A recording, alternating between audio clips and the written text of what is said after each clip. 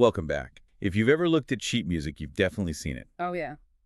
That little set of two numbers, one stacked on top of the other right at the beginning. It looks so simple, but it's really the central command for the entire rhythm of a piece. It's the secret code, the thing that organizes time in music. We're talking about the time signature. And if you want to understand why music feels the way it does, why some songs make you want to march and others feel like a waltz, Mm-hmm.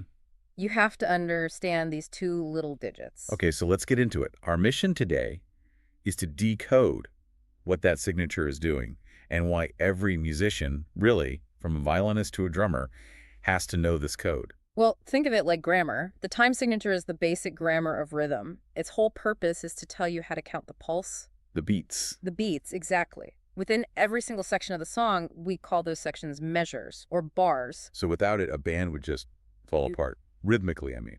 Completely. It's all about coordination. You'll see it right after the clef and the key signature on the staff. Mm. And once it's there, those rules stay in place, dictating the whole rhythmic feel until the composer decides to change it. It's the blueprint then. It's absolutely the blueprint for movement. And what's really important to get is that these two numbers are not equal partners. They have totally separate jobs.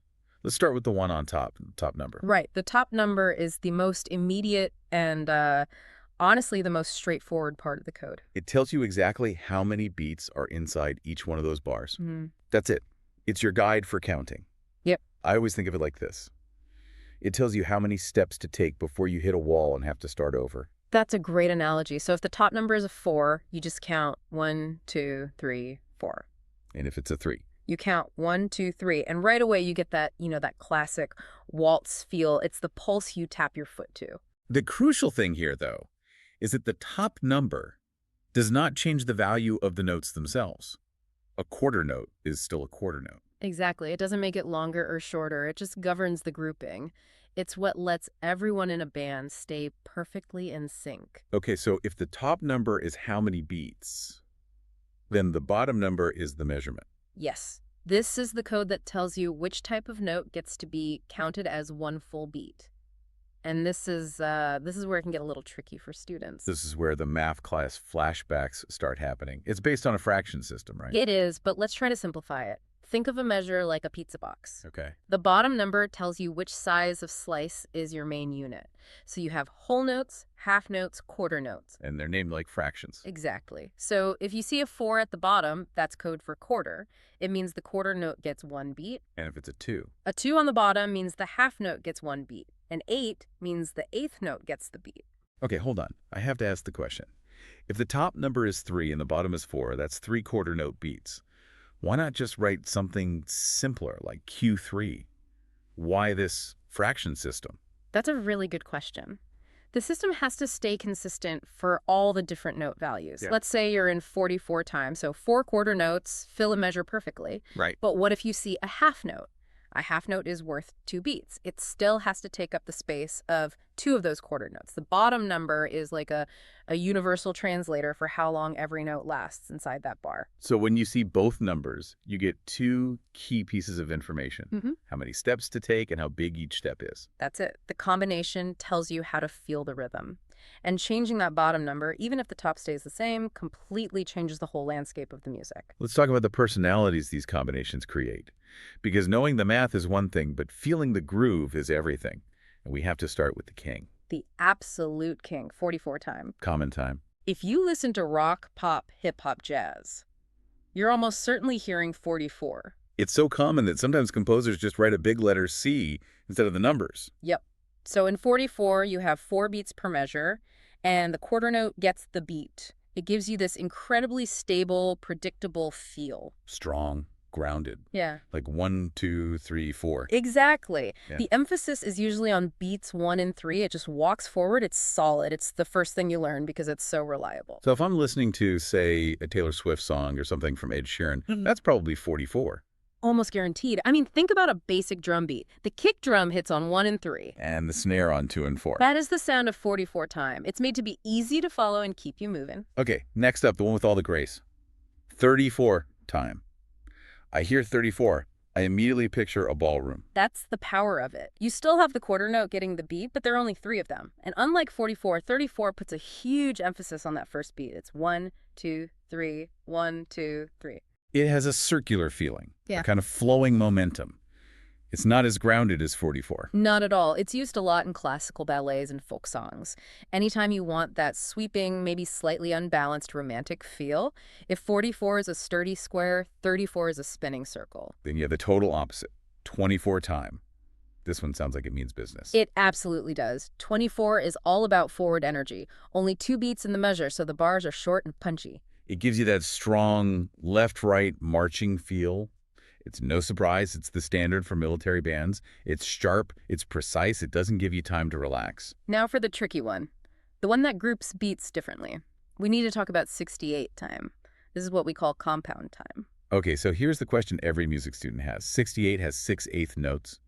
We often feel it in 2 big pulses. So why not just write it in 24? What's the real difference? That's the perfect question. It unlocks the whole idea of compound time.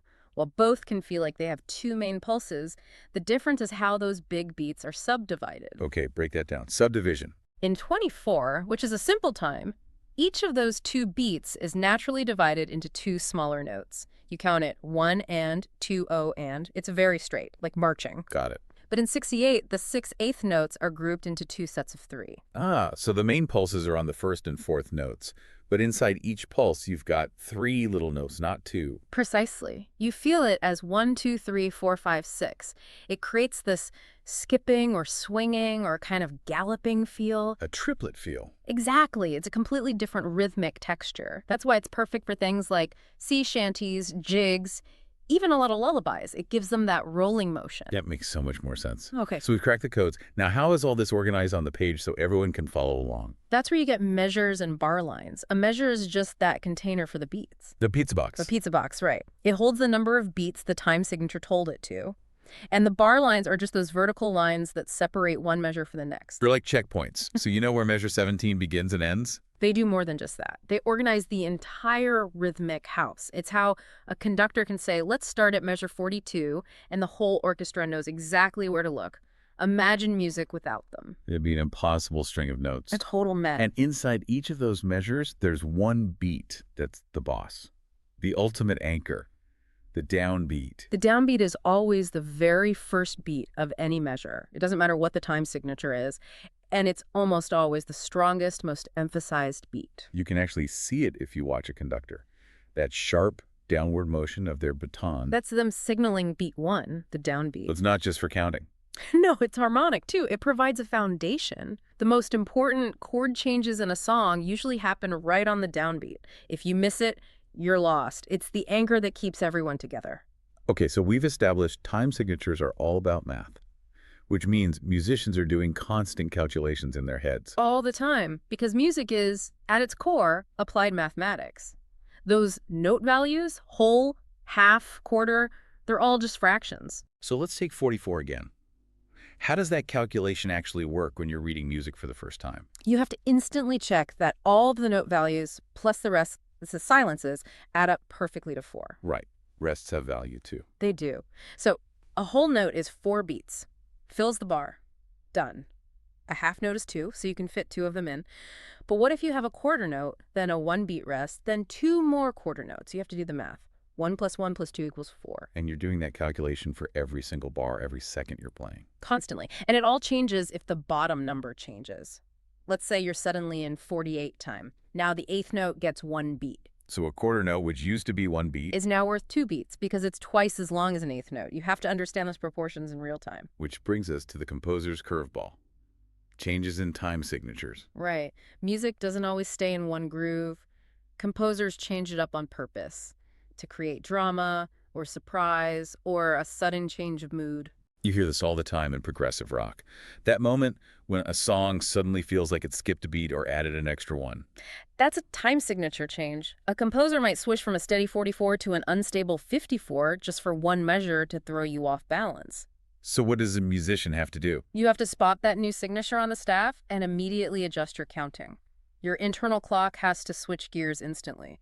You might go from counting in fours to counting in fives, just like that. You have to look ahead. You can't wait until you're there. No, looking ahead is a critical skill. There's zero time to stop and think about it during a performance. So what does this all mean for you, the student, trying to master this stuff? It means you have to practice. You have to practice rhythmic counting until it's second nature. The best way is to count out loud while clapping the pulse. Start with 44, but then force yourself to practice 34 and 68 to really train your ear. And please, use a metronome. Oh, absolutely. Nothing builds a better sense of time than that perfectly steady click. If you can't keep up with it, you know exactly where your rhythm is weak. Here's a good trick. Tap your foot, but only on the downbeat. Only on beat 1. It gives you a physical anchor. And finally, you have to apply it. Listen to your favorite songs. Try to figure it out. Is this song walking in 4? Is it spinning in 3? Is it skipping along in that compound 68 feel?